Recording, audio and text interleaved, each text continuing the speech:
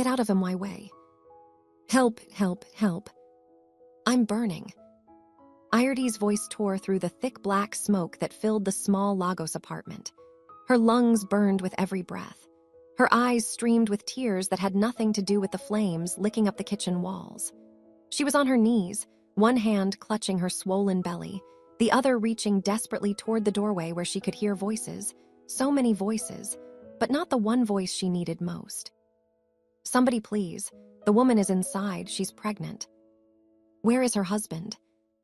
Bamidal, your wife is trapped.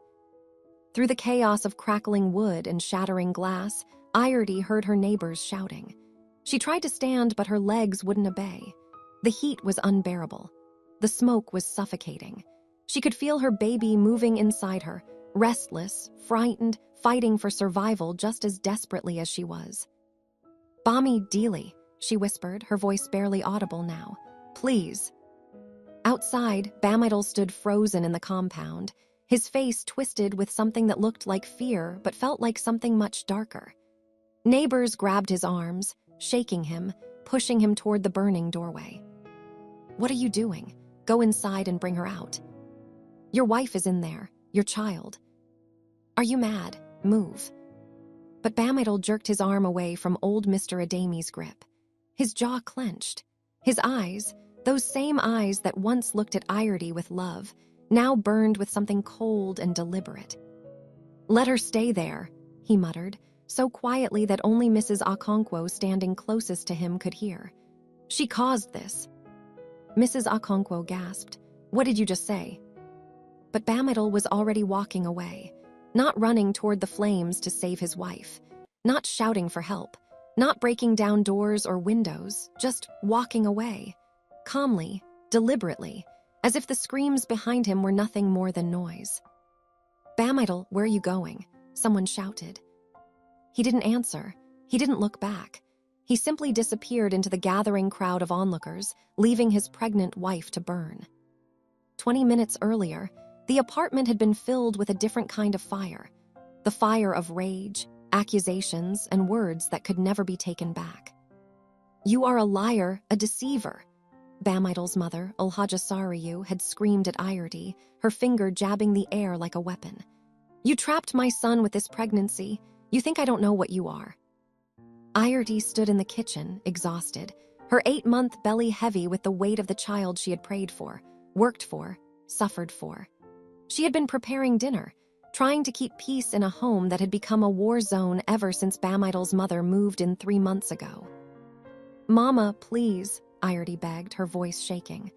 I love your son, this is his baby. Why do you hate me so much? Love, Ulhaja spat the word like poison. You know nothing about love. You are a curse on this family. Bamidal stood in the doorway, arms crossed, silent. He used to defend Iardy. He used to tell his mother to respect his wife. But lately, he had changed. His phone was always locked. He came home late smelling of perfume that wasn't hers. He looked at her with irritation instead of affection. And now, he just watched as his mother destroyed her. Bami, please, Iardy turned to him, tears streaming down her face. Say something. Tell her this isn't true. But Bamidal's response was cold. My mother has a right to her concerns. The words hit Iardy like a slap. Her knees nearly buckled. What are you saying? I'm saying, Bamidal stepped closer, his voice low and cruel, that I'm tired. Tired of your tears, tired of your neediness, tired of pretending. Pretending, Iardy's voice broke. We've been married for 3 years. This is your child. Is it? The question hung in the air like smoke before a fire. Iardy's hand flew to her mouth. How can you say that? How can you? Because I don't trust you anymore, Bamidal exploded, his voice shaking the small apartment. I don't know what you do when I'm not here. I don't know who you talk to. I'm carrying your baby. I'm your wife. I haven't done anything wrong. You're a burden, he shouted back. Everything about you is a burden. This pregnancy, your constant crying, your... Enough, Ulhaja Sariyu's voice cut through the chaos. She needs to leave this house. Tonight, pack your things and go back to your family, Iardy. You are not welcome here anymore. No, Iardy whispered, backing away. No, this is my home. I'm not leaving. Not without my husband. Not. That's when Alhaja moved toward her, and Ayerdi stepped back instinctively, too quickly.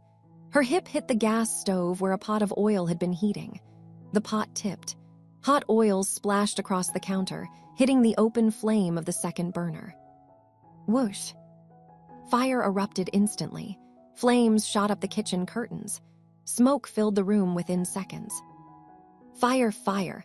Alhaja screamed, running toward the door.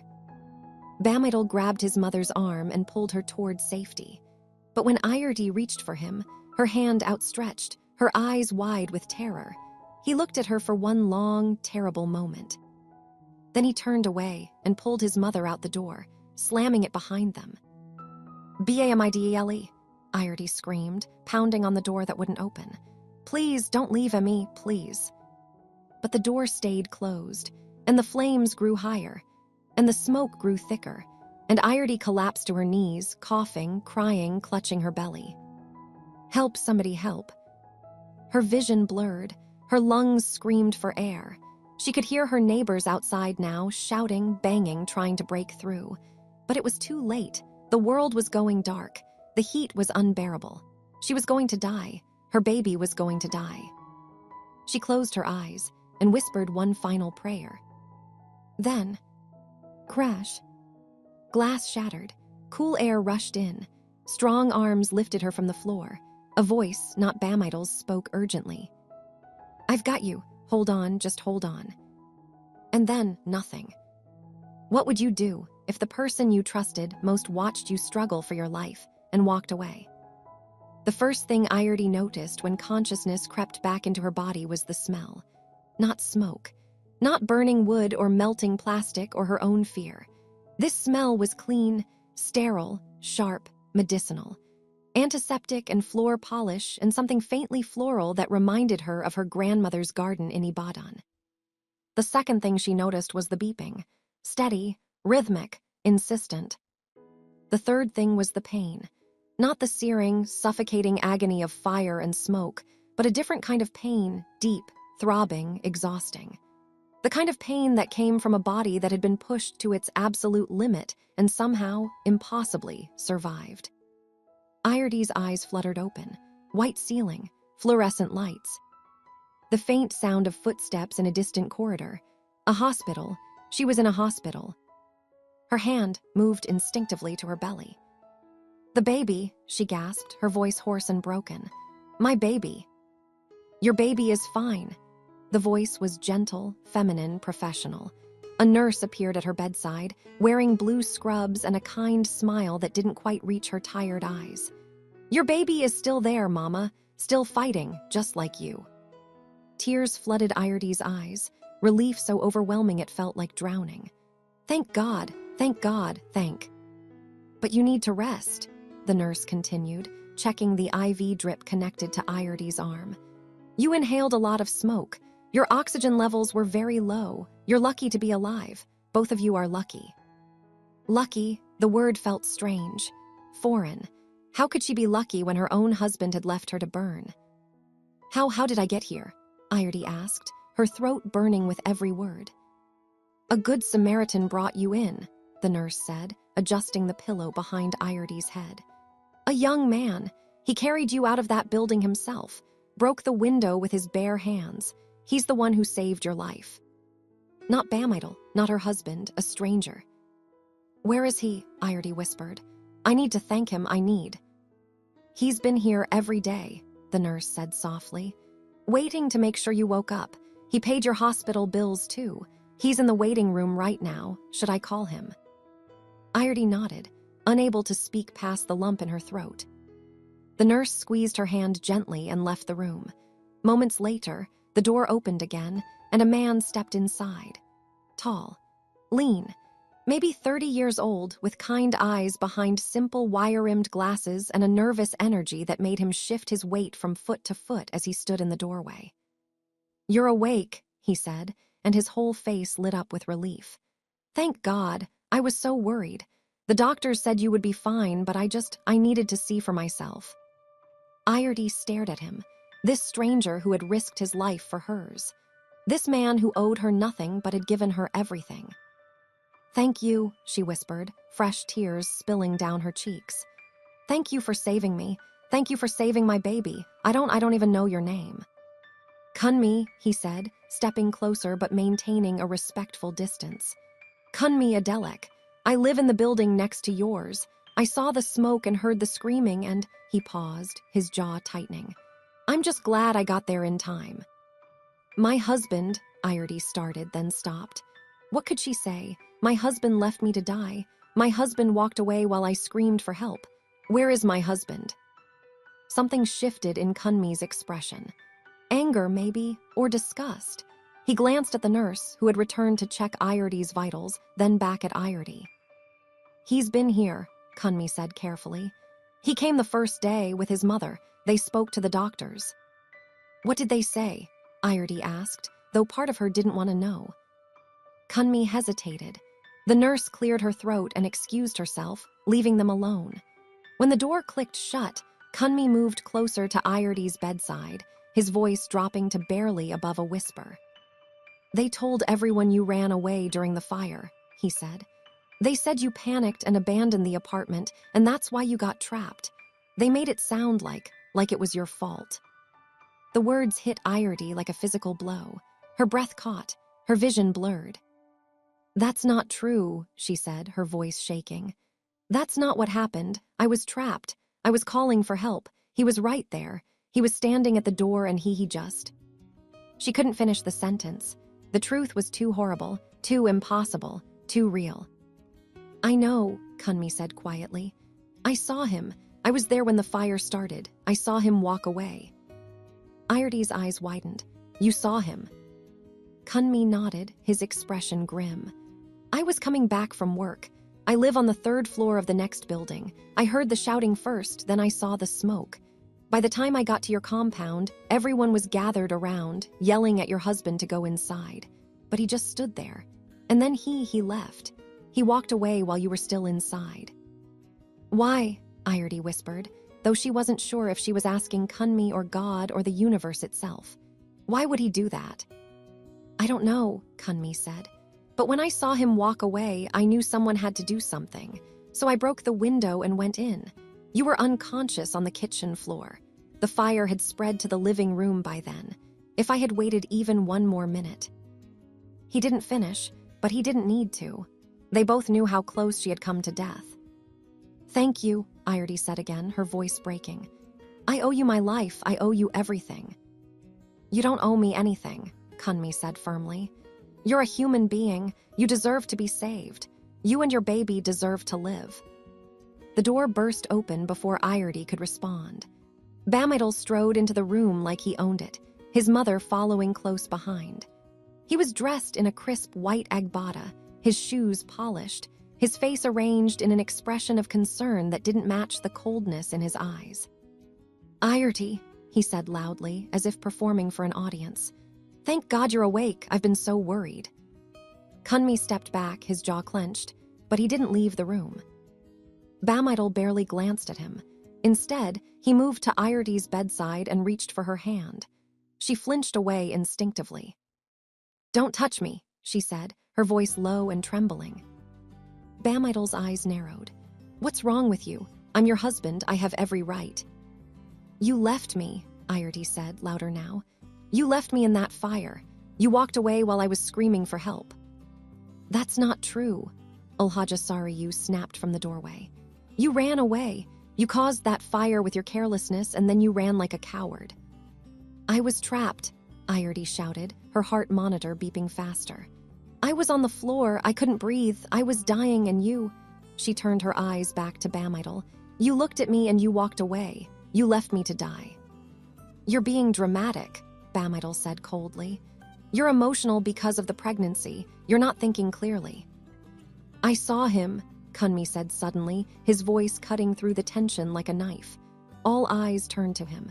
"I was there. I saw everything. He's lying." Bamidal's face twisted with rage. "Who are you to speak in my family matters? You're nothing but a stranger looking for attention."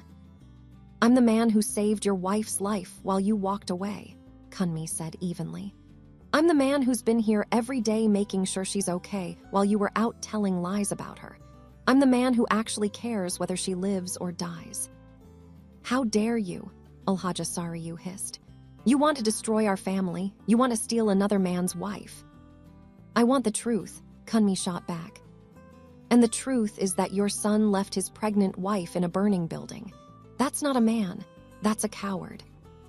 Bam Idol lunged forward, but 2 security guards appeared in the doorway, summoned by the nurse who had heard the shouting. They stepped between the men, their expressions stern. "Everyone needs to calm down," one of the guards said. "This is a hospital. If you can't be peaceful, you need to leave." "We're her family," Bam Idol said through clenched teeth. "We have a right to be here." "And she has a right to decide who visits her," the guard replied. He turned to Irdi. "Madam, do you want these people here?" Irdi looked at Bam Idol, the man she had loved, trusted, built a life with. The man who had promised to protect her and honor her and cherish her. The man who had left her to burn. "No," she whispered, then louder. "No, I want them to leave." Bam Idol's face went blank with shock. "Irdi, you don't mean that. You're confused. You're—" "Get out," she screamed, her voice raw and broken but fierce. "Get out, get out, get out." The security guards moved forward, firmly escorting Bam Idol and his mother toward the door. Alhaja hurled curses and threats over her shoulder, but the guards didn't stop until they were in the hallway. When the door finally closed, silence fell over the room. Irdi collapsed back against her pillows, trembling, sobbing, her hands pressed against her belly where her baby kicked, strong, alive, fighting. Kunmi approached slowly, carefully. "Are you okay?" "No," Irdi whispered. "No, I'm not okay. My husband tried to kill me. My husband wanted me dead. How can I ever be okay again?" Kunmi didn't offer empty comfort. He didn't tell her everything would be fine or that time heals all wounds. Instead, he pulled up a chair and sat beside her bed. "You're alive," he said quietly. "You and your baby are alive. That's what matters right now, one day at a time." Irdi looked at this stranger who had become her savior. This man who had shown her more kindness in 3 days than her husband had shown her in months. "Why?" she asked. "Why did you help me? Why do you keep coming back? You don't even know me." Kunmi was quiet for a long moment. When he finally spoke, his voice was soft but steady. "Because everyone deserves to be saved," he said. "And because—" he hesitated, then continued, "because I know something about your husband, something you need to see, something that might help you understand why he did what he did." Irdi's breath caught. "What do you mean?" Kunmi reached into his jacket pocket and pulled out his phone. "I didn't want to show you this while you were recovering, but after what just happened, I think you need to know the truth." He unlocked his phone and turned the screen toward her. What Irdi saw made her blood run cold. If someone showed you real evidence of betrayal, would you confront your partner immediately or stay calm and plan your next move? The image on Kunmi's phone screen was grainy, taken from a distance, but clear enough to shatter what remained of Irdi's heart into pieces too small to ever put back together. Bam Idol, her husband, standing outside a hotel in Victoria Island, his arm wrapped possessively around a woman's waist. Not just any woman, a woman Irdi recognized immediately. Falik, her own cousin, her father's brother's daughter, the same cousin who had attended their wedding 3 years ago, who had helped Irdi pick out her wedding dress, who had cried tears of joy and whispered, "You're so lucky to have found a man like Bam Idol." The photo was dated 3 weeks ago, right around the time Bam Idol had told Irdi he needed to travel to Abuja for business meetings. "No," Irdi whispered, shaking her head even as tears streamed down her face. "No, that can't be. Falik wouldn't. She's my family. She's my blood, she." But even as she said it, memories began flooding back. Falik's frequent visits to their apartment. The way she always seemed to arrive when Bam Idol was home, but Irdi was busy in the kitchen. The perfume Irdi sometimes smelled on Bam Idol's clothes. Expensive, floral, the same perfume Falik always wore. The way Bam Idol's phone would light up with messages late at night, messages he would quickly hide, messages from a contact saved only as F. "There's more," Kunmi said quietly, his voice heavy with reluctance. He swiped to the next photo. This one was worse, much worse. Bamidal and Falik at a restaurant, holding hands across the table. Another photo, them entering an apartment building together. Another, Falik wearing a gold necklace with a pendant that spelled Bommy, the same nickname Ayerti used for her husband. "When did you take these?" Ayerti asked, her voice barely audible. "I didn't," Kunmi said. "My sister did. She works as an event planner in Victoria Island. She saw them together multiple times over the past few months. She didn't know they were connected to you until after the fire, when she saw your photo in my apartment and recognized Bamidal from the compound." Ayerti's hands trembled so violently that Kunmi had to steady the phone himself, but he wasn't finished. He swiped again, and this time, instead of a photo, there was a video. Kunmi hesitated before pressing play.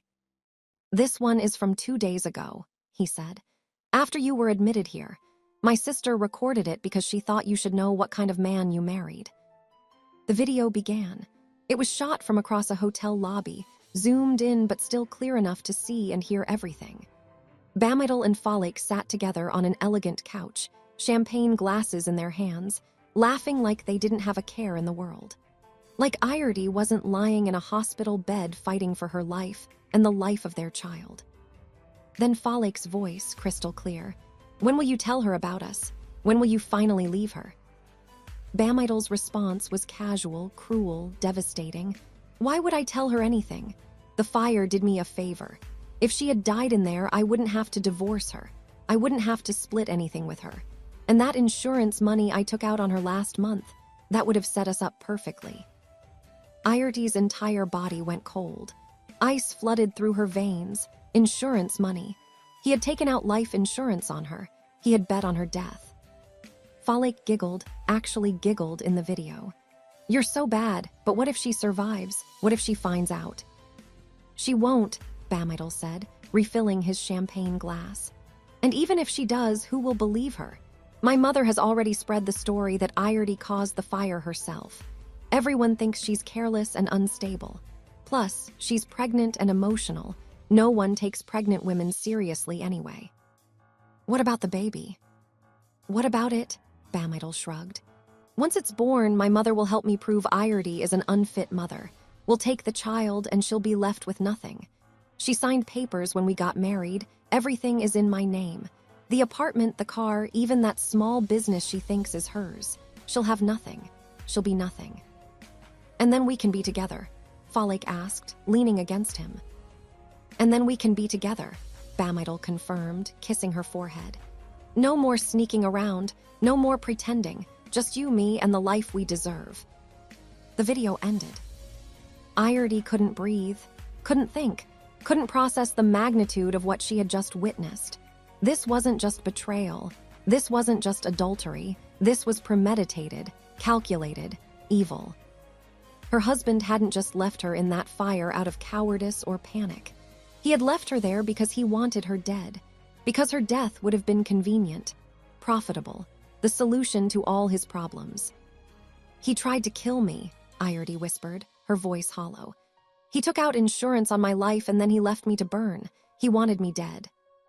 Kunmi reached for her hand, and this time she let him hold it. "I'm so sorry," he said. "I'm so sorry you had to see this, but you needed to know. You needed to understand what you're dealing with." "My cousin," Ayerti said, still staring at the blank phone screen where Falik's face had been just moments before. "My own blood, my family, how could she?" But the question died in her throat because she knew the answer. Money, greed, the promise of a comfortable life with a man who could provide. Falik had always been jealous, jealous of Ayerti's marriage, jealous of her happiness, jealous of anything good that came into Ayerti's life. And now she had taken the ultimate thing, Ayerti's husband, her dignity, her safety, her trust. "There's something else," Kunmi said, his voice even more hesitant now. "Something my sister discovered when she started looking into Bamidal's background." "What else could there possibly be?" Ayerti asked, laughing bitterly through her tears. "What else could he have done?" Kunmi pulled out a folder from his bag, physical documents this time, printed and organized with careful tabs. "He took out loans in your name, 3 different banks. a total of 4.5 million naira. He forged your signature, used your business registration documents. The banks have been trying to reach you for months about missed payments, but he's been intercepting all the correspondence. Ayerti's head spun. 4.5 million naira. That was more money than she had ever seen in her life. But I never signed anything. I never agreed to any loans. I know, Kunmi said. That's fraud. That's identity theft. That's a criminal offense. But he's been counting on you never finding out. And if you had died in that fire, he didn't need to finish the sentence. If she had died, the loans would have disappeared with her, and Bamidal would have walked away clean, probably with insurance money in his pocket. Why are you helping me? Ayerti asked suddenly, looking at Kunmi with new eyes. Why are you doing all this? You don't even know me. You could have just saved me from the fire and walked away, but you've been here every day. You paid my hospital bills. Your sister investigated my husband. You brought me evidence. Why? Kunmi was quiet for a long moment. When he finally spoke, his voice was thick with emotion. Because 8 years ago, my mother died in a house fire, he said. My father was supposed to be home that day. He was supposed to be there. But he was. He was with his girlfriend. And by the time the neighbors realized what was happening, it was too late. My mother died alone, scared, calling out for a man who had abandoned her long before the fire ever started. Ayerti's tears fell harder now, but they weren't just for herself anymore. They were for Kunmi's mother, for all the women who had been betrayed by the men who promised to love them. I couldn't save my mother, Kunmi continued, his voice breaking. But when I saw that fire, when I heard you screaming, when I saw your husband walk away, I knew I couldn't let it happen again. I couldn't let another woman die because the man who was supposed to protect her chose himself instead. I'm so sorry, Ayerti whispered. I'm so sorry about your mother. And I'm sorry about everything you're going through, Kunmi said. But you're alive, Ayerti. You're still here. And that means you still have power, you still have choices. You can still fight back. Fight back, Ayerti laughed bitterly. How? I have no money, no home. My own family betrayed me. My husband wants me dead. His mother has poisoned everyone against me. What kind of fight can I possibly put up? The kind where you refuse to be erased, Kunmi said firmly. The kind where you gather evidence, protect yourself, protect your baby, and show everyone exactly who Bamidal really is. The kind where you don't just survive, you rise. Before Ayerti could respond, the door to her hospital room burst open again. But this time it was Bamidal or his mother. It was Falik. She stood in the doorway wearing an expensive dress, designer shoes, and the gold BAMI necklace gleaming at her throat. Her expression was one of mock concern, but her eyes were cold, calculating, victorious. Ayerti, my dear cousin, Falik said, her voice dripping with false sympathy. I heard you were awake. I had to come see you. We've all been so worried. Kunmi stood up immediately, positioning himself between Falik and Ayerti's bed. You need to leave, he said, his voice hard. Now. Falik's eyes slid to him, amused. And who are you? The new man already? My goodness, Ayerti, you don't waste any time, do you? No wonder Bamidal. I know, Ayerti said, cutting her off. Her voice was quiet but steady, stronger than it had been just moments before. I know everything, Falik. I know about you and Bamidal. I know about the hotels. I know about the plans. I know about the insurance. Falik's smile faltered, just for a second, just long enough for Ayerti to see the flicker of fear in her eyes. I don't know what lies people have been telling you, Falik said carefully, but you're clearly very emotional right now. You've been through a trauma. You're not thinking clearly. I'm thinking more clearly than I ever have, Ayerti interrupted. And I want you to know something, Falik. I want you to listen very carefully. Falik crossed her arms, her expression hardening. What? Ayerti placed both hands on her belly, feeling her baby kick, strong, alive, fighting.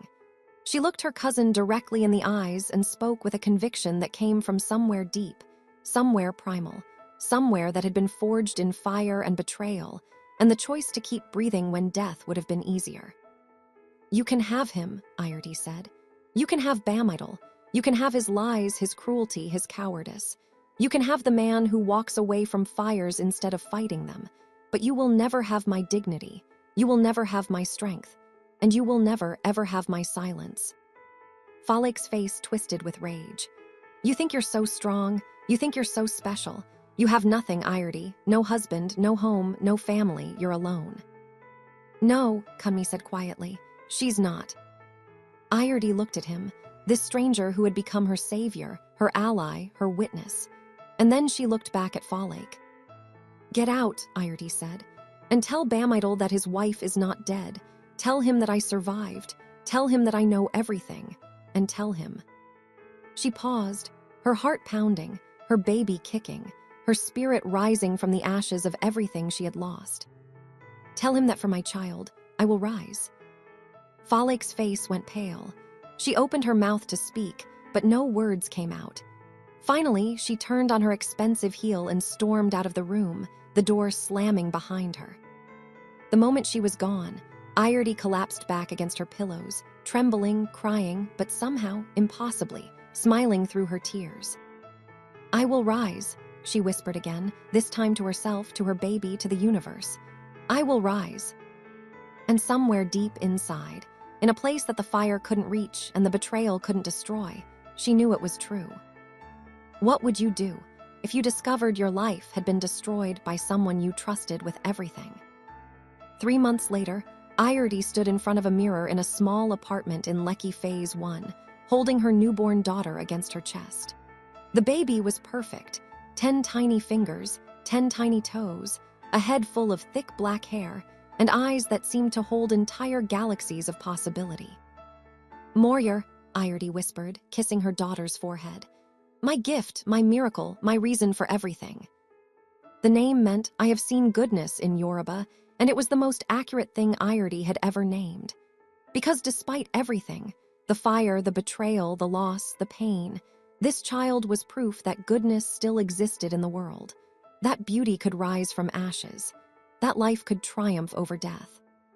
"She's beautiful," Kunmi said from the doorway, holding 2 cups of tea. He had become a constant presence in Iardi's life over the past 3 months, though he was always careful to maintain boundaries, to respect her space, to never push for more than she was ready to give. He was simply there, present, steady, safe. The apartment they stood in was his, a modest 2-bedroom flat that he had insisted Iardi stay in while she recovered and prepared for the baby's arrival. He had moved in with his sister temporarily, refusing to accept any argument about it. "You need a safe place," he had said when Iardi protested. "You need somewhere Bamidal can't find you, somewhere you can heal and plan your next move. This is that place." And it had been. For 3 months, Iardi had lived in this sanctuary, slowly rebuilding herself piece by piece. She had attended prenatal appointments with Kunmi driving her to every single one. She had consulted with lawyers about the loans. The fraud, the insurance policy, the fire. She had gathered evidence, photos, videos, documents, text messages, bank statements, witness testimonies. She had been patient, strategic, deliberate. Because Kunmi had taught her something important. Revenge didn't have to be loud or impulsive. It could be quiet, methodical, devastating. It could be a carefully constructed case that left no room for escape. "Are you ready?" Kunmi asked now, setting the teacups on the coffee table. "Tomorrow is a big day." Tomorrow, the day Iardi would return to Lagos mainland. The day she would face Bamidal and his mother and Falek. The day she would show them exactly who she had become. "I'm ready," Iardi said, though her hands trembled slightly as she adjusted Moryar's blanket. "I'm terrified, but I'm ready." "You don't have to do this," Kunmi reminded her gently. "You could stay here, build your life quietly, focus on Moryar. Let the lawyers handle everything from a distance." But Iardi shook her head. "No, they need to see me. They need to see that I didn't disappear, that I didn't break, that I didn't die in that fire or die from shame or die from heartbreak. They need to see me standing, breathing, thriving." "Then they will," Kunmi said with quiet confidence, "because that's exactly what you are." That night, Iardi barely slept. She fed Moryar every few hours, watching her daughter's peaceful face in the dim glow of the nightlight, drawing strength from this tiny human who depended on her completely. When morning finally came, Iredy dressed carefully. A simple but elegant blue Ankara dress that her friend Bissy had made for her. Her hair wrapped in a matching gel minimal makeup that highlighted her features without hiding the evidence of everything she had endured. She looked in the mirror and barely recognized the woman staring back. This wasn't the Iredy who had begged for her husband's love. This wasn't the broken woman who had crawled on a burning floor. This was someone new, someone forged in fire, someone who had lost everything and discovered that everything had been holding her back all along. "Let's go," she said to Kunmi, who waited by the door with Moryar's baby bag. Show them who I've become." The first stop was Ulhaja Sariyu's fabric shop in Yaba Market, the same shop where Bamidal's mother held court like a queen, where she spent her days selling Ankara and lace while spreading gossip and collecting respect from women who feared her sharp tongue and sharper judgment. Iredy walked through the market with Moryar strapped to her chest in a carrier, Kunmi walking protectively beside her but careful not to touch her, not to give anyone ammunition for their lies.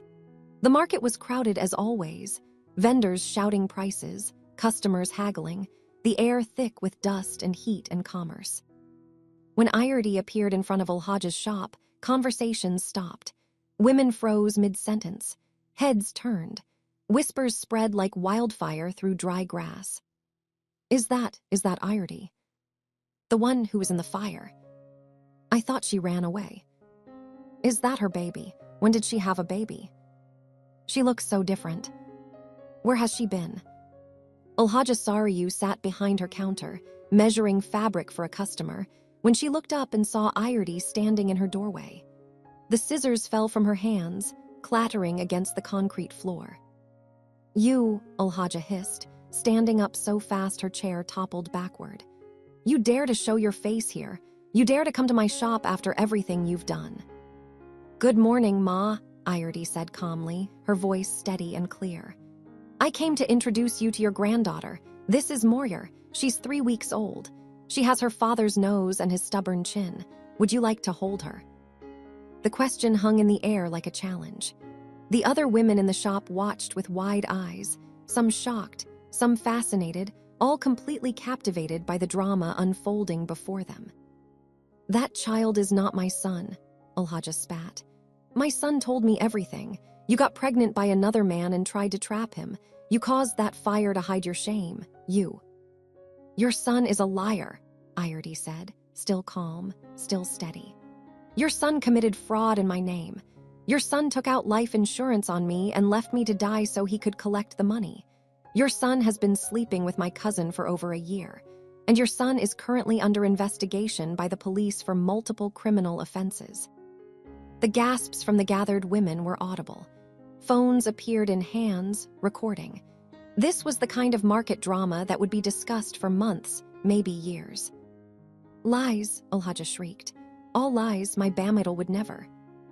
"Your Bamidal is a fraud and a coward," Iredy interrupted, her voice rising now, powered by 3 months of suppressed rage and pain. "And you helped him. You poisoned him against his wife. You spread lies about me. You stood by while he destroyed my life. But I'm still here, Ma, I'm still standing. And this baby, your granddaughter, whether you acknowledge her or not, is proof that your son's evil did not win." "Get out," Ulhaja screamed, her face twisted with fury. "Get out of MY shop." "I'm leaving," Iredy said. "But not because you told me to. I'm leaving because I have somewhere important to be. Somewhere your son will wish he had never heard of." She turned to the gathered crowd of women, many of whom she recognized. Women who had attended her wedding, women who had whispered about her behind her back, women who had believed Ulhaja's lies. "To everyone who believed I was dead or broken or hiding in shame, look at me," Iredy said, her voice carrying across the crowded shop. "I am alive, I am strong, I am a mother, and I am about to get the justice I deserve." Then she walked out, head high, baby secure against her chest, Kunmi following silently behind her. Behind them, the market erupted into chaos, voices overlapping, phones ringing as people called their friends to spread the news, Ulhaja's screams echoing off corrugated iron roofs. "That was incredible," Kunmi said once they were in his car, pulling away from the market. "You were incredible." "That was just the warm-up," Iardi said, checking on Moyer, who had slept peacefully through the entire confrontation. "Now comes the real fight." The second stop was the police station in Surulur, where Detective Akaffer had been investigating Bamidal's case for the past month. Kunmi's lawyer friend, Barrister Adami, had helped Iarti file official complaints about the fraud, the insurance scheme, and the attempted murder. Because that's what it was, the lawyer had explained. Leaving someone to die in a fire when you have the ability to save them is attempted murder, especially when there's evidence of financial motive. Detective Akaffer was a no-nonsense woman in her late 40s with sharp eyes and an even sharper mind. When Iardi walked into her office with Moyer and Kunmi, the detective's expression softened just slightly. "Mrs. Iardi," she said, gesturing to the chairs across from her desk. "Thank you for coming. I've been waiting to meet you in person." "Thank you for taking my case seriously," Iardi said, sitting down carefully with Moyer still strapped to her chest. "I know cases like mine don't always get proper attention. Cases involving fraud, insurance schemes, and attempted murder always get my attention," Detective Akaffer said firmly. "And the evidence you and Mr. Kunmi provided has been very helpful indeed." She opened a folder on her desk, revealing documents and photos that Iardi recognized. The bank statements showing the fraudulent loans, the insurance policy Bamidal had taken out on her life, screenshots of text messages between Bamidal and Falik discussing their plans, witness statements from neighbors who had seen Bamidal walk away from the fire. "We've been building a case," Detective Akaffer continued. "A strong case, but I wanted to wait until you were ready before we moved forward. Some of this will require your testimony. Some of it will be difficult to relive. Are you prepared for that?" "I'm prepared," Iardi said without hesitation. "I'm prepared to do whatever it takes." Detective Akaffer nodded approvingly. "Good, because tomorrow we're going to arrest Bamidal Adwale on charges of fraud, identity theft, insurance fraud, and reckless endangerment. We're also investigating your cousin Falik for conspiracy and fraud. And depending on what else we uncover during interrogation, there may be additional charges." Iardi's heart pounded. This was really happening. After 3 months of planning and gathering evidence and living in fear that somehow Bamidal would find her and silence her, this was really happening. "Where is he now?" Kunmi asked. "Do you know his location?" "We've been monitoring him," Detective Akaffer said with a slight smile. "He thinks he's untouchable. He's been living quite comfortably, spending money he doesn't have, making promises to his girlfriend, telling everyone his crazy wife ran away and abandoned her responsibilities. He has no idea what's coming." "Good," Iardi said quietly. "Let him think he's safe. Let him think he won. It will make tomorrow so much sweeter." Detective Akaffer leaned back in her chair, studying Iardi with something like respect. "You know, Mrs. Iardi, in my 20 years as a detective, I've seen a lot of women who were betrayed, abused, destroyed by men they trusted. Most of them never recover. They stay broken. They stay silent. They let the shame eat them alive. But you," she shook her head slowly. "You're different. You're fighting back. That takes real courage." "It's not courage," Iardi said, looking down at Moyer's sleeping face. "It's necessity. I have a daughter now. I need her to grow up knowing that when someone tries to destroy you, you don't stay destroyed. You rise, you fight, you reclaim your life." "Then let's make sure she grows up knowing her mother is a warrior," Detective Akaffer said. "Be here tomorrow at 9 a.m. We're bringing him in for questioning. You can be present if you want, or you can wait until the formal charges are filed. Your choice." Iardi didn't even hesitate. "I'll be here. I want to see his face when he realizes his wife is not dead. I want to see his face when he realizes I've been gathering evidence while he's been spending my name and my reputation like currency. I want to see the exact moment he understands that he lost." "Then you will," Detective Akaffer promised. "You absolutely will." That night back at Kunmi's apartment, Iardi couldn't sleep again. But this time it wasn't fear or anxiety keeping her awake. It was anticipation. Tomorrow, everything would change. Tomorrow, Bamidal would face consequences. Tomorrow, the truth would be told in a room where lies couldn't survive. She stood by the window holding Moyer, looking out at the Lagos skyline, thousands of lights twinkling in the darkness, each one representing a life, a story, a struggle, a triumph. "Your father tried to erase us," she whispered to her sleeping daughter. "He tried to burn away our existence like we were nothing more than inconvenient smoke, but we're still here, my love. We survived, and tomorrow we win." Kunmi appeared in the doorway, holding a cup of warm milk for her. "You should try to rest." "I can't," Iredy admitted. "I keep thinking about everything that led to this moment. The fire, the hospital, the evidence, the waiting. It all seemed so impossible 3 months ago, like justice was something that happened to other people, not people like me." "You made it possible," Kunmi said. "You chose to fight instead of hide. You chose to gather evidence instead of running. You chose to trust that the truth matters. That's not nothing, Iredy. That's everything." She turned to look at him, this man who had saved her life and then kept saving it every single day in 1,000 small ways. This man who asked for nothing but gave everything. This man who had shown her what real goodness looked like. "Thank you," she said softly, "for everything, for saving me, for believing me, for helping me become strong enough to do this." "You were always strong," Kunmi said. "The fire didn't make you strong. It just revealed what was already there." Iredy smiled, a real smile, the first one in what felt like years. "Tomorrow, Bamidal learns exactly how strong I am." "Tomorrow," Kunmi agreed. "Tomorrow, he learns what happens when you underestimate a woman who has already survived her own death."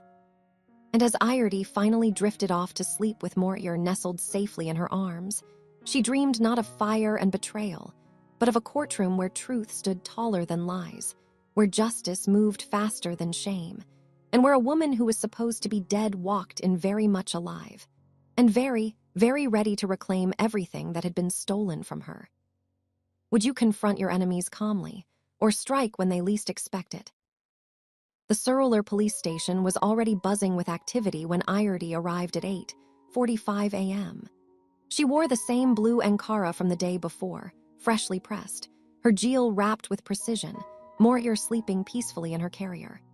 Kunmi walked beside her, carrying a folder containing copies of all the evidence they had submitted: insurance documents, bank statements, text message records, witness testimonies. "You don't have to do this," Kunmi said one more time as they approached the entrance. "You can wait outside. You can let the detective handle everything." "No," Iredy said firmly. "I need to see his face. I need him to see mine. I need him to know that I'm not the woman he left in that fire. I'm someone completely different now." Detective Akaffer met them in the lobby, her expression professional but her eyes warm when they landed on Iredy. "He's on his way. We told him we needed to ask some routine questions about a fraud case. He has no idea it's about him. He thinks he's coming to give information about someone else." "How did he sound when you called?" Iredy asked, her heart beginning to race. "Confident," Detective Akaffer said with a slight smile. "Arrogant, even. He made jokes about criminals being stupid enough to get caught. He said he was happy to help the police with their investigation." She paused. "That confidence won't last long." They moved to an observation room adjacent to the interrogation room, a small space with a one-way mirror that allowed them to see and hear everything without being seen. Iredy positioned herself directly in front of the glass, Morir still sleeping against her chest, and waited. 20 minutes later, Bamidal arrived. Iredy's breath caught when she saw him walk into the interrogation room. He looked good, too good. Healthy, well-fed, well-dressed in an expensive navy blue suit she had never seen before. His shoes were polished. His watch was new, a flashy gold thing that probably cost more than the fraudulent loans he had taken out in her name. He looked like a man without a care in the world, like a man who had gotten away with everything. He sat down across from Detective Akaffer with a relaxed smile, crossing one leg over the other casually. "Good morning, Detective. I'm happy to help with whatever you need. I'm always willing to assist law enforcement." "Thank you for coming, Mr. Adwale," Detective Akaffer said, her voice neutral. "I appreciate your cooperation." Of course," Bamidel said, waving his hand magnanimously. So what's this about? Some fraud case? Identity theft? I deal with a lot of business transactions, so I might have some insight.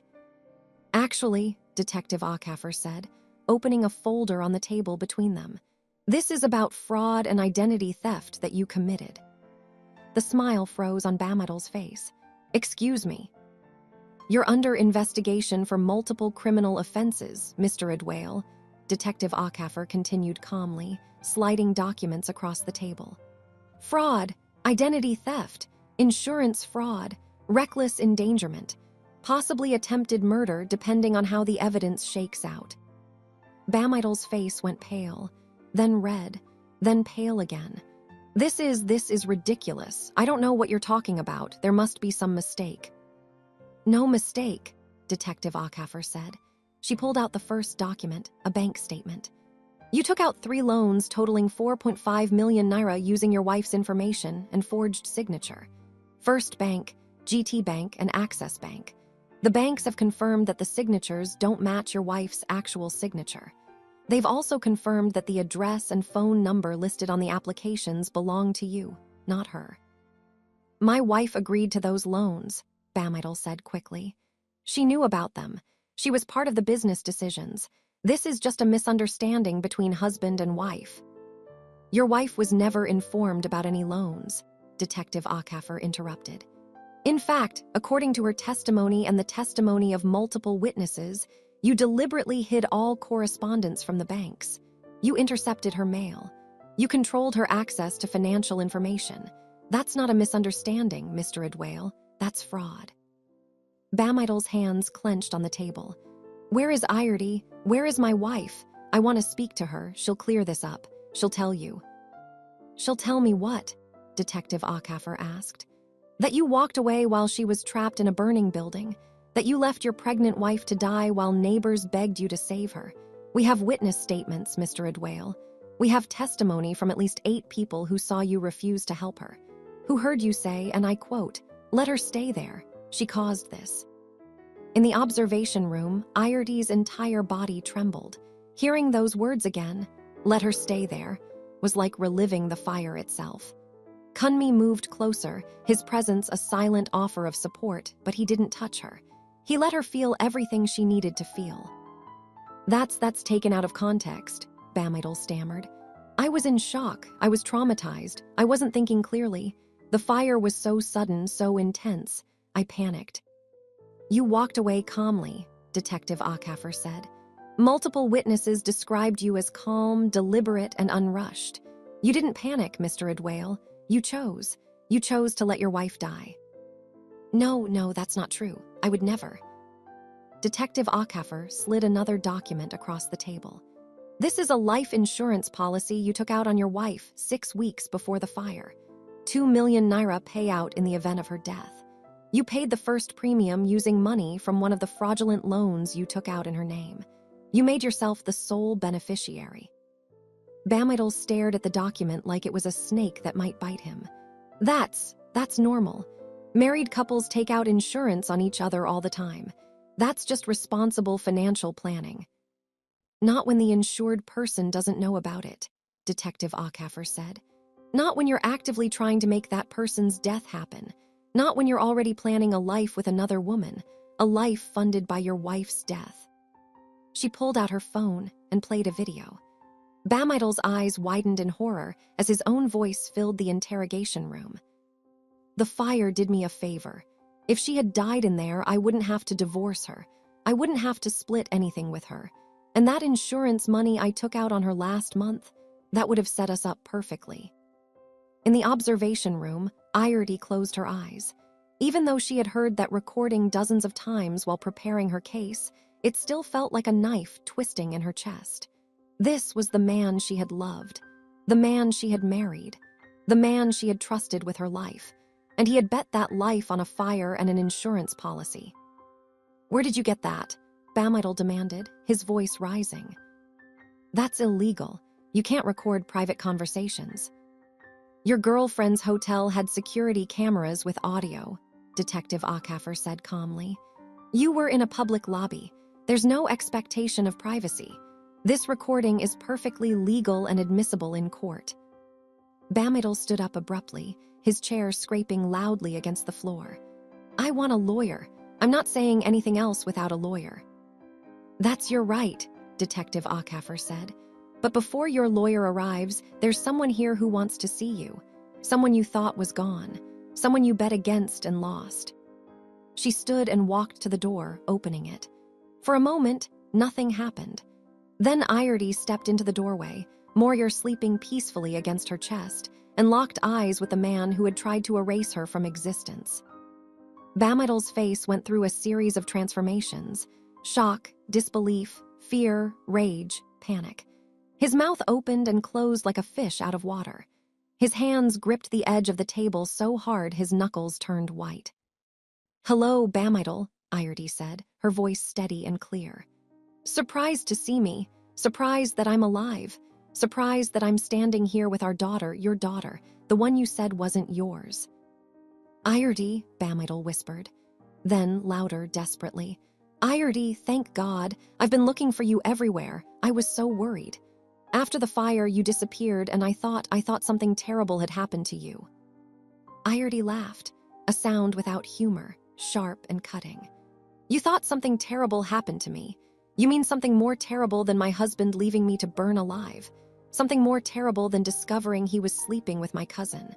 Something more terrible than learning he took out loans in my name and insurance on my life?" "Baby, listen, I can explain." "Don't call me that," Iardi said, her voice dropping to ice. "Don't ever call me that again. I'm not your baby. I'm not your wife. I'm the woman you tried to kill. I'm the woman you betrayed. I'm the woman you underestimated." She stepped fully into the room now, Detective Akaffer moving aside to give her space. Moyer stirred slightly but didn't wake. Iardi stood directly across from Bamidal, the table the only barrier between them. "Do you see her?" Iardi asked, gently adjusting Moyer's blanket so Bamidal could see the baby's face clearly. "Do you see your daughter? The one you said wasn't yours. The one you were planning to take away from me and raise with Falik." Bamidal's eyes filled with tears, but Iardi felt nothing. No sympathy, no softening. Those tears were for himself, not for what he had done. Those tears were fear of consequences, not remorse for actions. "I made mistakes," Bamidal said, his voice breaking. "I made terrible mistakes, but I never wanted to hurt you. I was confused. I was under pressure from my mother. I was—" "You were a coward," Iardi interrupted. "You were a fraud. You were a man who took the easy way out of everything. You didn't want to divorce me properly because that would cost money and damage your reputation. You didn't want to be honest about your affair because that would require courage. So you created a perfect solution. Let me die in a fire, collect the insurance money, play the grieving widower, and start fresh with Falik. Except your plan failed. I survived. And now you're going to face every single consequence of what you tried to do." "Please," Bamidal begged, standing up and moving toward her. "Please, Iardi, we can work this out. We can go to counseling. We can start over for the baby's sake. Sit down," Detective Akaffer commanded, her hand moving to her weapon. "Sit down now, Mr. Adwale." Bamidal sat, tears streaming down his face.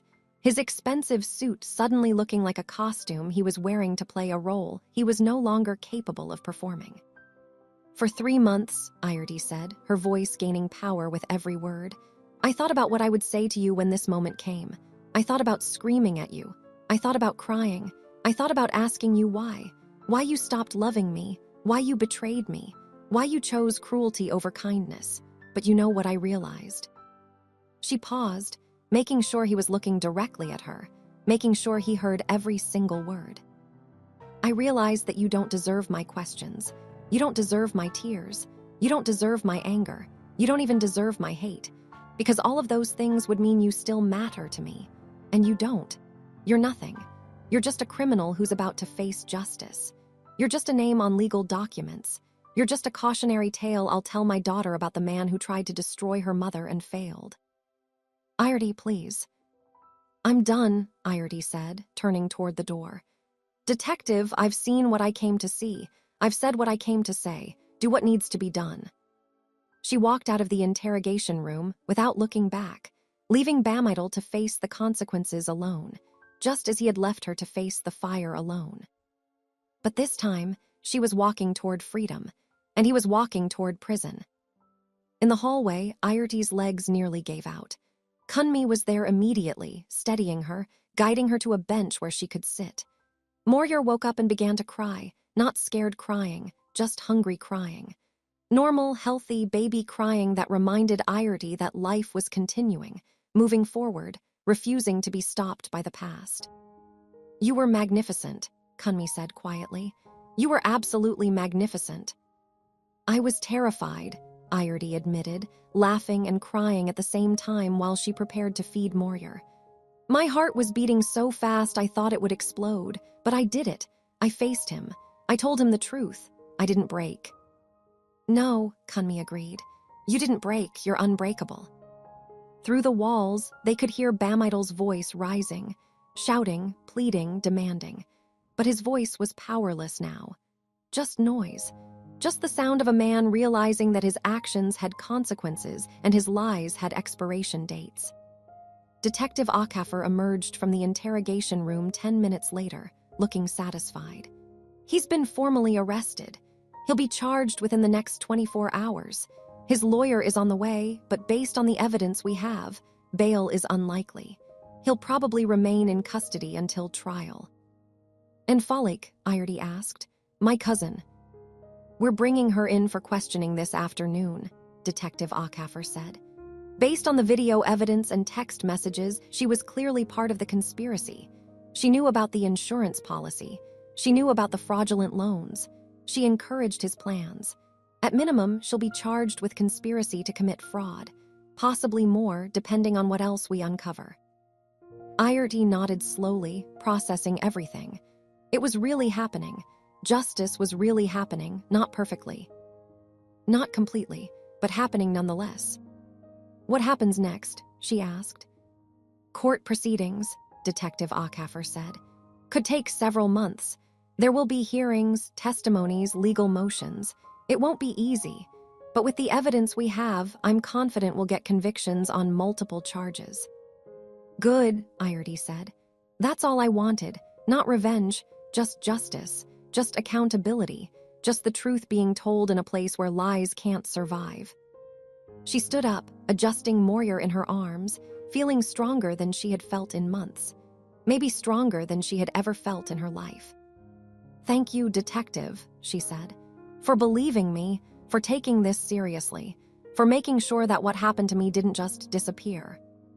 "Thank you for fighting back," Detective Akaffer replied. "Too many women don't. Too many women let men like Bamidal get away with everything because they're afraid or ashamed or broken. But you weren't broken.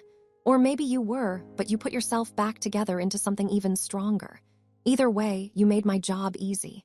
You gave me everything I needed to build an airtight case." As Airti and Kunmi walked out of the police station into the bright Lagos morning, Airti felt something she hadn't felt in almost a year. Hope. Real, tangible, believable hope that her life could be good again. That she could be happy again. That Moyer could grow up knowing her mother was a fighter, not a victim. Behind them, Bamidal sat in a holding cell, his expensive suit wrinkled, his confidence shattered, his carefully constructed lies crumbling into dust. And somewhere in the city, Falik's phone was ringing with a call from the police that would change her life forever. The fire had tried to destroy Airti, but instead, it had forged her into something unbreakable. And now, everyone who had bet against her survival was about to learn exactly how expensive that mistake would be. Should forgiveness ever be an option for someone who tried to erase you from this world? 6 months later, the courtroom was packed to capacity. Every bench filled with spectators, journalists scribbling in notebooks, cameras positioned at strategic angles. This case had become one of the most talked-about trials in Lagos. Not just because of the dramatic details, but because it represented something bigger. A woman who refused to disappear.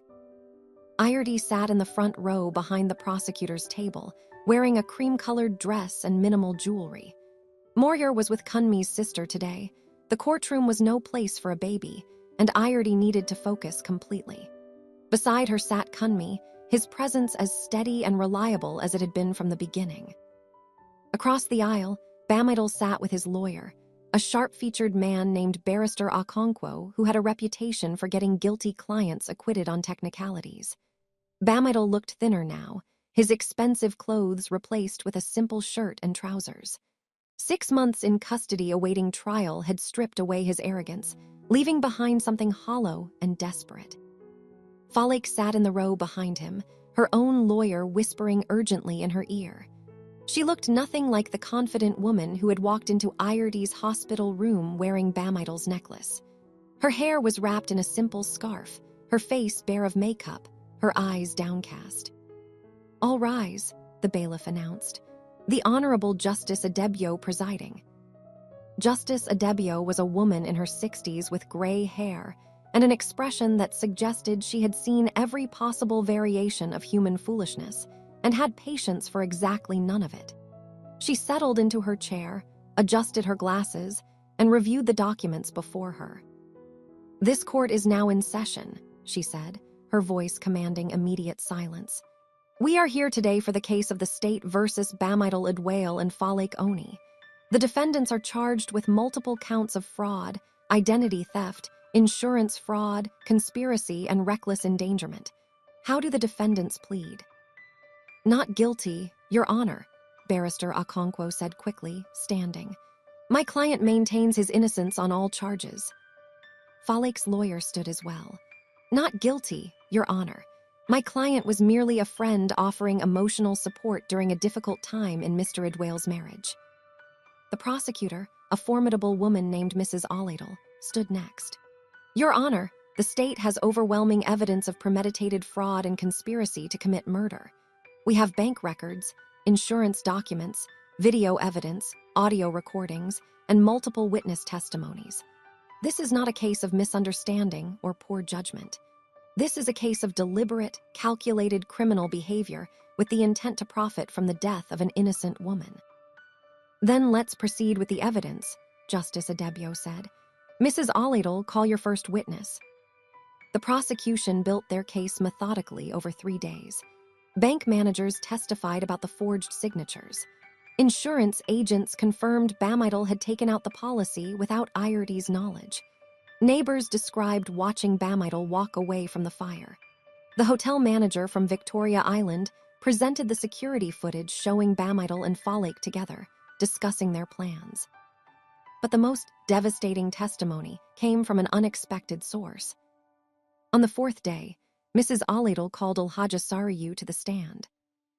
Bamidal's mother walked to the witness box slowly, her usual confidence replaced with visible nervousness. She avoided looking at her son as she was sworn in. "Ulhaja Sariyu," Mrs. Oladle began, "you lived with your son and daughter-in-law for 3 months before the fire, correct?" "Yes," Ulhaja said quietly. "And during that time, what was the nature of the relationship between Bamidal and Ayerdy?" "They fought," Ulhaja admitted, "often."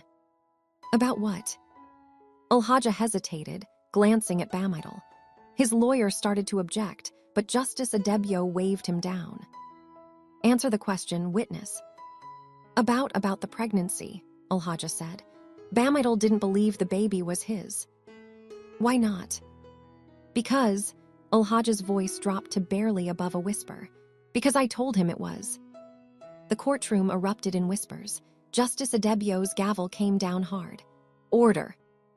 Ayerdy's hands gripped the edge of the bench. This was new information, even to her. "You told your son the baby wasn't his," Mrs. Oladle pressed. "On what basis?" "I wanted him to leave her," Ulhaja said, tears now streaming down her face. "I never liked her. She wasn't good enough for my son, so I planted seeds of doubt. I told him she was sneaking around. I showed him text messages that I claimed were from other men, but I had created them myself. I poisoned his mind against her." Bamidal stood up, shouting, "Mama, what are you saying? Why are you?" "Sit down," Justice Adebio commanded. "Mr. Idwail, you will remain silent or you will be removed from this courtroom." Ulhaja continued, sobbing now. "I thought if he divorced her, he would find someone better, someone from a good family, someone who would respect me. But then he met Falik, and they started planning something terrible. Something I didn't fully understand until it was too late. What did they plan? Mrs. Alidal asked. The fire, Ulhaja whispered. It wasn't an accident. Falik suggested it. She told Bamidal that if Iardi died in an accident, he could collect insurance money and they could start a new life together. I heard them talking about it 2 weeks before it happened. I thought they were just fantasizing. I didn't think they would actually. The courtroom exploded. Journalists rushed out to file their stories. Bamidal's lawyer was on his feet, objecting loudly. Falik was crying, shaking her head frantically. But Justice Adebio's gavel kept pounding until silence returned. Are you saying, Mrs. Alidal said slowly, that the fire was intentionally set? The accelerant, Ulhaja said. Falik bought something, I don't know what, something that would make a small fire spread faster. She gave it to Bamidal. That's why the fire moved so quickly. That's why Iardi couldn't escape. Iardi felt the room spinning. This wasn't just negligence or abandonment. This was attempted murder, premeditated, planned, executed. Why are you telling us this now? Mrs. Alidal asked. Because I can't sleep, Ulhaja said, her voice breaking completely. Because I see Iardi's face every night. Because I helped create a monster who tried to kill his own wife and child. Because I need God to forgive me before I die, and the only way to earn that forgiveness is to tell the truth. When court adjourned that day, the verdict was all but certain. The defense had no way to recover from a confession by the defendant's own mother. Bamidal's lawyer tried to claim Ulhaja was mentally unstable, but the prosecution had medical records proving otherwise. 2 days later, Justice Adebio delivered her judgment. Bamidal Adwail, she said, her voice filled with contempt, you are found guilty on all counts. You orchestrated a scheme to murder your wife for financial gain. You betrayed every vow you made to her. You endangered not just her life, but the life of your unborn child. You are sentenced to 15 years in prison with no possibility of early parole. Falik Oni, you are found guilty of conspiracy to commit murder and fraud. You participated in planning the death of your own cousin. You are sentenced to 10 years in prison. The gavel came down with finality. Bamidal collapsed in his chair, sobbing. Falik screamed, her lawyer holding her back as guards moved forward. And Iardi sat perfectly still, feeling nothing and everything simultaneously. Relief, vindication, grief, freedom. Justice Adebio looked directly at Iardi. Mrs. Adwail, this court recognizes the trauma you have endured. You have shown remarkable courage in pursuing justice. Is there anything you wish to say? Iardi stood slowly. The entire courtroom waited. I don't want revenge, she said clearly. I want freedom. I want my name back. I want full custody of my daughter. I want legal protection from this man and his family. I want to move forward with my life without his shadow following me. Granted, Justice Adebio said. All of it granted. This court awards you full custody, permanent restraining orders, and dissolution of marriage. You are free, Mrs. Iardi. You are finally completely free. As guards led Bamidal and Falik away in handcuffs, Iardi walked out of the courtroom with her head high. No longer a victim, no longer broken, no longer defined by the fire that tried to consume her. She was simply Iardi, mother, survivor, warrior, free. 2 years after the trial, Iardi stood in front of a small boutique in Lekki watching workers install the sign above the entrance. Bold gold letters against deep blue, Morire's hope, fabrics and fashion. It's beautiful, Kunmi said, standing beside her with 2-year-old Morir balanced on his hip. The little girl clapped her hands excitedly, not understanding what she was looking at but sensing her mother's joy. It's everything, Iardi said softly, her eyes glistening with tears that had nothing to do with sadness. It's proof that I didn't just survive. I built something. I created something from nothing. The boutique had been a dream that felt impossible 2 years ago when she was lying in a hospital bed wondering if she would even live to see her daughter born. But slowly, carefully, with determination that surprised even herself, Iardi had rebuilt her life piece by piece. The fraudulent loans had been cleared from her record after the trial. The banks, embarrassed by their failure to detect the forgeries, had written off the debts and issued formal apologies. The insurance company had paid her a settlement for the emotional distress caused by Bamidal's scheme. It wasn't a fortune, but it was enough to start fresh. She had used that money wisely. First, a small apartment of her own, nothing fancy, but clean and safe and entirely hers. Then, sewing machines and fabric samples. She had always been good with her hands, had always loved creating beautiful things from cloth and thread. Now she was turning that talent into a business. Mama, look. Moyer pointed at a butterfly that had landed on the boutique's window display. I see it, my love, Iardi said, kneeling down to her daughter's level as Kunmi set her on the ground. Beautiful, isn't it? Like you, Moyer said with the simple honesty only toddlers possess, then ran toward the butterfly, giggling when it flew away. Kunmi watched the child with a soft smile, then turned to Iardi. She's growing so fast, speaking in full sentences now, asking a million questions every day. Just like her mother, Iardi laughed. Always curious, always wanting to understand everything. They stood in comfortable silence for a moment, watching Moyer chase invisible butterflies in the late afternoon sun. Over the past 2 years, Kunmi had become an integral part of their lives, not forcefully, not demandingly, but naturally. He had been there for Moyer's first steps, her first words, her first birthday party.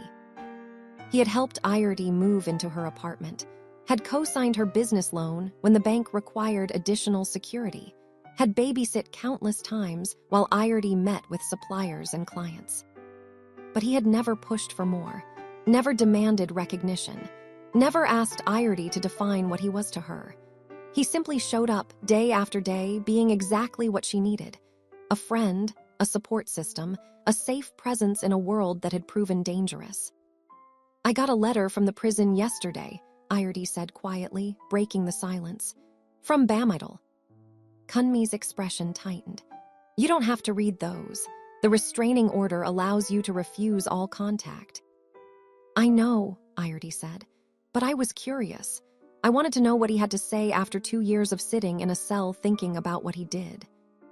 And he apologized, Iardi said, her voice neutral. He said he was a different man now, that he had found God, that he understands the magnitude of what he tried to do. He asked for forgiveness. What did you feel when you read it? Iardi considered the question carefully. Nothing, she finally said. No anger, no satisfaction, no sympathy, just nothing. He's become irrelevant to my life, just a chapter that's already closed. That's growth, Kunmi said softly. That's real healing. Did you respond? No, Iardi said. What would I say? That I forgive him? I don't think I do. That I hate him? I don't think I do that either. He's just nothing to me now. And that feels like the most powerful response I could give, complete indifference. Moyer ran back to them, holding an imaginary butterfly cupped in her tiny hands. Mama, I caught it, see. Iardi played along, peering into her daughter's empty palms with exaggerated wonder. Oh my goodness, it's so beautiful. What are you going to name it? Hope, Moyer said immediately. Like our shop. Iardi's heart squeezed. She had named the boutique after her daughter, Moyer, which meant, I have seen goodness. But she had added hope, because that's what this business represented. Hope for a future she had built herself. Hope for other women who needed to know that life after betrayal was possible. Hope for her daughter to grow up seeing her mother as strong, independent, capable. Hope is a perfect name, Iardi said, kissing Moyer's forehead. Now let the butterfly go so it can fly to its family. Moyer opened her hands ceremoniously, watching the invisible creature fly away into the sky. Then she ran off again, endlessly energetic, endlessly curious, endlessly alive. I have something to tell you, Kunmi said suddenly, his voice carrying a weight that made Iardi turn to look at him fully. What is it? I got a job offer, he said. A good one in Abuja. Better pay, better opportunities, better everything. Iardi's stomach dropped. Oh. I haven't accepted yet, Kunmi continued quickly. I wanted to talk to you first, because over the past 2 years, You and Moyer have become the most important parts of my life, and I don't want to make any major decisions without considering how they affect you both. Kunmi, you can't put your life on hold for us, Iredy said, though the words felt like swallowing glass. You've already done so much. You've sacrificed so much. This opportunity sounds amazing. You should take it. Is that what you want? He asked, his eyes searching hers. For me to take it? Iredy opened her mouth to say yes, to be selfless, to release him from any obligation he might feel toward her. But the words wouldn't come. Because the truth was, she didn't want him to leave. She didn't want to imagine her life without him in it. She didn't want Moyer to lose the only father figure she had ever known. She started, then stopped. I don't know what I want, or maybe I do, but I'm afraid to say it. Afraid of what? Afraid of depending on someone again, Iredy admitted. Afraid of trusting someone with my heart again. Afraid of building my life around someone who might leave or betray or hurt me.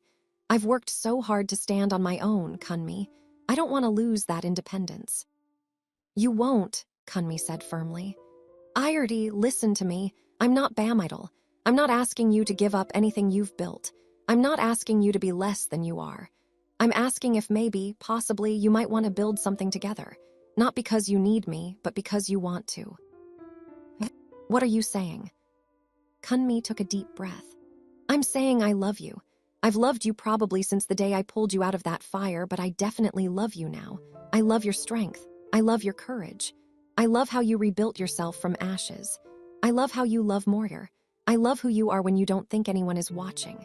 And I'm saying that if you want me to stay in Lagos, I'll stay. If you want me to go to Abuja, I'll go. And if you want me to wait another 2 years or 5 years or 10 years until you're ready to trust again, I'll wait. Because you're worth waiting for. Iredy felt tears streaming down her face. I'm scared, she whispered. I know, Kunmi said gently. But being scared doesn't mean you can't take the chance. It just means you're brave enough to try again despite the fear. What if it doesn't work? What if it does? Iredy looked at Moyer, still running and playing and laughing in the fading sunlight. She thought about everything she had survived, everything she had overcome, everything she had built from nothing but determination and hope. I don't need you, she said finally, looking back at Kunmi. I want to make that very clear. I don't need you to complete me or save me or define me. I'm complete all by myself. I know, Kunmi said. But, Iredy continued, a smile breaking through her tears, I want you. I want you in my life. I want you in Moyer's life. I want to see where this goes. And I want you to stay in Lagos. Not because you have to, but because we both choose it. Kunmi's face broke into the widest smile she had ever seen. Are you sure? I'm terrified, Iredy laughed. But yes, I'm sure. He reached for her hand carefully, giving her every opportunity to pull away. She didn't. Instead, she laced her fingers through his and felt something she hadn't felt in years. Safe. Not because someone was protecting her, but because someone was choosing to walk beside her as an equal. Mama, Kunmi, come see, Moyer called out, pointing at something in the boutique window. They walked over together, hand in hand, and looked at what had captured the toddler's attention. It was the reflection of the three of them in the glass, a family that didn't look like what Iredy had once imagined, but was infinitely better than anything she could have planned. 3 months later, Moyer's Hope had its grand opening. The boutique was packed with customers, supporters, and friends. Iredy moved through the crowd in a stunning blue Ankara dress she had designed herself, her head held high, her daughter on her hip, Kunmi nearby making sure everything ran smoothly. Someone asked if this was what she had always dreamed of doing. No, Iredy answered honestly. My dreams used to be much smaller. I dreamed of being a good wife, a good mother, a good daughter. I dreamed of making other people proud. But life gave me fire instead of approval, and that fire burned away everything except what was truly essential. Now I dream of making myself proud, of teaching my daughter that she doesn't need anyone's permission to be powerful, of building something that's entirely mine. And the man, the person asked, nodding toward Kunmi, is he your husband? Not yet, Iredy said with a smile. But maybe someday, when I'm ready, when we're ready. There's no rush. We're building something real, something solid, something that can't be burned down by anyone's cruelty or jealousy or hate. That night, after the boutique closed and Moyer was asleep, Airty stood on her apartment balcony looking out at the Lagos skyline. Somewhere in the city, Bamidal sat in a prison cell. Somewhere, Falek did the same. Somewhere, Alhaja Sariyu lived with the guilt of almost destroying an innocent woman. But their stories were no longer Airty's burden to carry. Her comeback wasn't revenge. It wasn't about making them suffer or proving them wrong or showing them what they had lost. Her comeback was simply this: waking up every day and choosing joy, building a business, raising her daughter, falling in love again carefully, slowly on her own terms, living fully in a life they had tried to end. They had bet everything on her weakness. They had underestimated her strength. They had assumed that destroying her past would destroy her future. But Airty had learned the most powerful truth of all. You can't burn down a woman who is made of fire. She had risen from the ashes not as the person she used to be, but as someone entirely new, someone stronger, someone freer, someone who knew exactly what she was worth and refused to settle for anything less. And that, more than any prison sentence, more than any public humiliation, more than any revenge, that was the most devastating comeback of all. And